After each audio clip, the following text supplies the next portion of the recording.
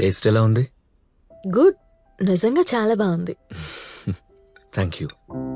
జీవితంలో నేను ఎప్పుడో ఒకరికి వండి పెట్టడం తప్ప నాకొకరు ఇలా వండి పెడతారని నేను అసలు ఎప్పుడూ ఎక్స్పెక్ట్ చేయలేదు.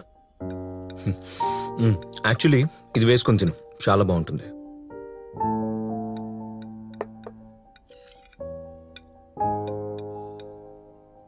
వావ్, నిజంగా చాలా బాగుంది.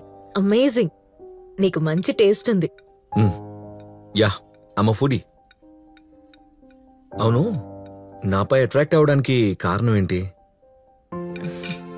నా మాటలు వినేవాడు, నన్ను అప్రిషియేట్ చేసేవాడు, నాలో గొప్పతనాన్ని చూసేవాడు కావాలనిపించింది. అన్నిటికీ మించి నీతో చాటింగ్ చాలా బాగా అనిపించేది. నా హస్బెండ్ కూడా అలా నాతో ఎప్పుడూ మాట్లాడలేదు. కొత్తగా నాకింకా పెళ్లి కానట్టుగా, నేను మళ్ళీ యంగ్ అయిపోయినట్టుగా చాలా ఎక్సైటింగ్గా అనిపించింది. లైఫ్లో నాకే తెలియని ఒక ఎనర్జీ వచ్చింది.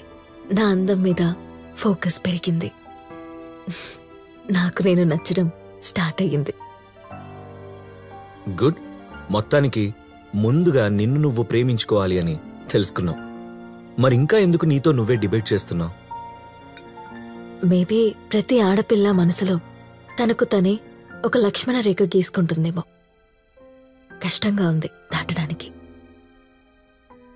చూడు, ఒక 50-60 సంవత్సరాల క్రితం చలంగారు చెప్పారు, స్త్రీకి శరీరం ఉంది, వ్యాయామం కావాలి, మెదడు ఉంది, ఆలోచన కావాలి, మనసుంది, విజ్ఞానం కావాలి అని.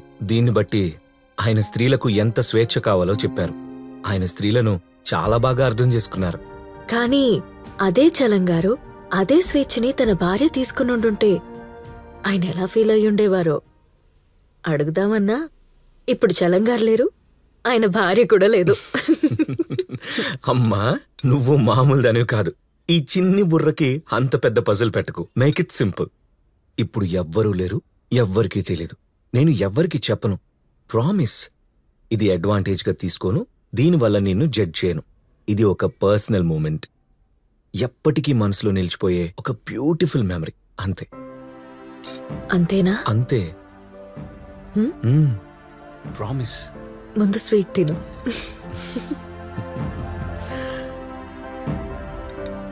ముందు నువ్వు తిను.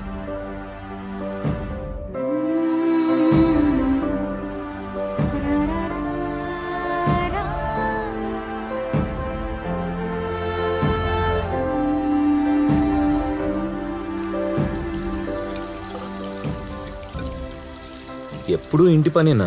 ఇలాంటి వాటికి పని మనిషిని పెట్టుకోవచ్చు కదా.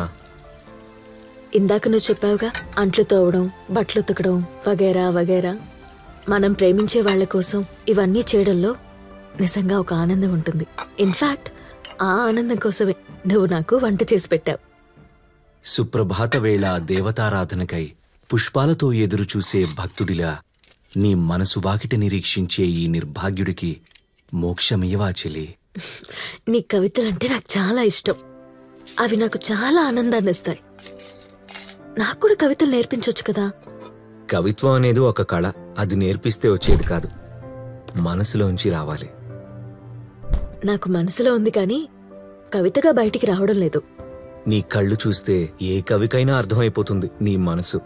అవునా కవి గారు? ఇప్పుడు నా మనసు ఏమంటుందో చెప్పండి. నీ మనసు మల్లెపువ్వు కన్నా తెల్లనిది, ఎర్ర గులాబీలా చుట్టూ ముళ్ళున్నాయి, ముట్టుకుంటే ముళ్ళు గుచ్చుకుంటాయి. కానీ సుతిమెత్తని నీ శరీరం సుఖాన్ని కోరుకుంటుంది, సరసాలాడమంటుంది.